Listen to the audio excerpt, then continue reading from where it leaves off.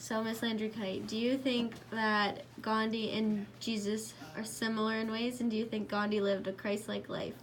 Okay, so first of all, Gandhi is famous for saying, "Be the change you wish to see in the world." And he was an activist.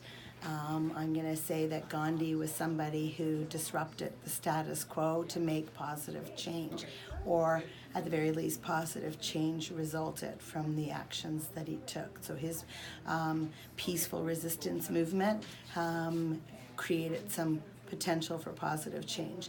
In that way, Jesus was very much the same kind of person. He was an agitator, he was a disruptor, he was about change. So they were both big agents of change who made a huge impact on the world that we currently live in today.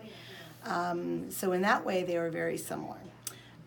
In terms of Gandhi living a Christ-like life, I would say in some ways that is absolutely true. Both Gandhi and Jesus lived a life of poverty. When you look at it through the Christian lens, we refer to the Beatitudes, where we talk about blessed are the poor, the meek. And I would say that both Jesus and Gandhi took those kinds of actions and lived life simply. But I'm not entirely sure that I would go and say that fully Gandhi lived the same kind of life that Jesus did. Gandhi is a fairly controversial figure in some ways. And depending on who you speak to, and depending on your understanding of the history of India, you may or may not look to Gandhi in the same positive way that Westerners tend to regard him.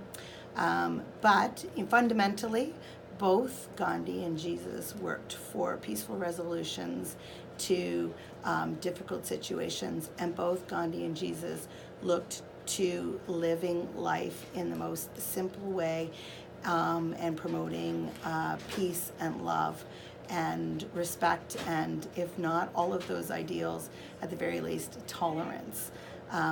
So very similar, but there's also fundamentally some big differences, but that may or may not be actually indicative of the time and the place from which they come.